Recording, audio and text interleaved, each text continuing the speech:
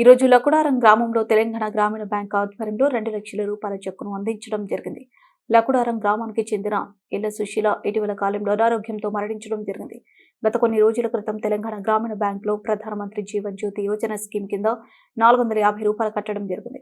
దీని ద్వారా ఎలా సుశీల కుటుంబానికి 2 లక్షల రూపాయల చెక్కులను అందించడం జరిగింది.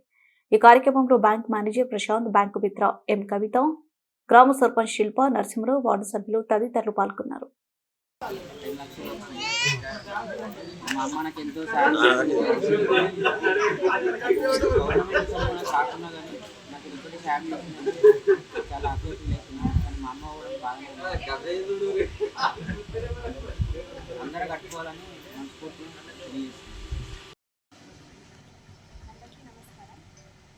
చిన్న అమౌంట్ అంటే ఇప్పుడు 10 రూపీస్ 20 రూపీస్ చిన్న అమౌంట్ ఆ అమౌంట్ని ఇన్సూరెన్స్ చేసుకోవడం ద్వారా ఇప్పుడు వీళ్ళకి ఏళ్ళ సుశీల వాళ్ళకి 2 లక్షల చెక్ వచ్చింది. అలాగే ఎవరైనా ఉంటే ప్రతి ఒక్కరూ చేసుకుంటే దానివల్ల ప్రమాదవశాత్తు కానీ లేకపోతే సడన్గా చనిపోవడం కానీ ఇలాంటివి అయితే ఇన్సూరెన్స్లు వస్తాయి కాబట్టి ఎవరైనా ఉంటే చేసుకోగలరు.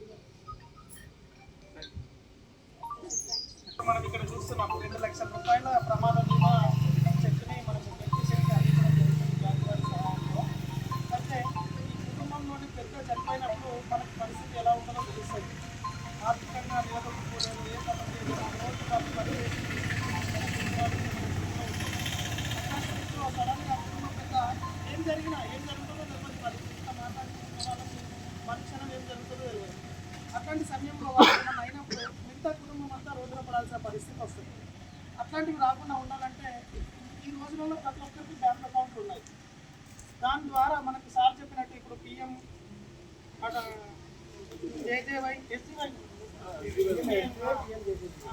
ఎస్బీవై, పిఎం జేజేవై లాంటి ఈ ప్రమాద బీమా స్కీమ్లను కట్టి వాళ్ళ కుటుంబానికి ఆర్థికంగా ఉపయోగపడే విధంగా ఉంటాయి. కావున ప్రతి ఒక్కరు ఇంకా ఎవరైనా చేయించుకోకుండా కూడా చేయించుకొని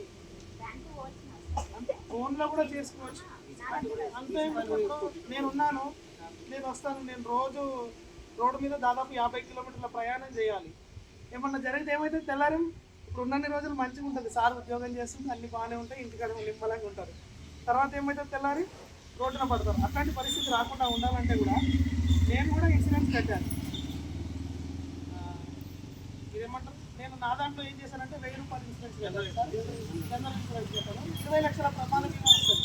నాకు ఏమైనా ప్రమాదం జరిగిందనుకో మా కుటుంబానికి కూడా 20 లక్షల ఆర్థిక సహాయం అందుతుంది. అట్లాంటి సమయంలో ఏమవుతుందంటే వాళ్ళు ఎవరిపైన డిపెండ్ కాకుండా, తక్కువ కాకుండా కుటుంబంలో పిల్లల చదువులకు కానీ ఏ రకంగానైనా ఉపయోగపడుతుంది. మీరు కూడా ప్రతి ఒక్కరు ఇన్సూరెన్స్ చేసుకోండి. మళ్ళీ ఎవ్రీ సంవత్సరం కూడా దాన్ని రెన్యువల్ చేసుకొని ఉపయోగించుకోవాలని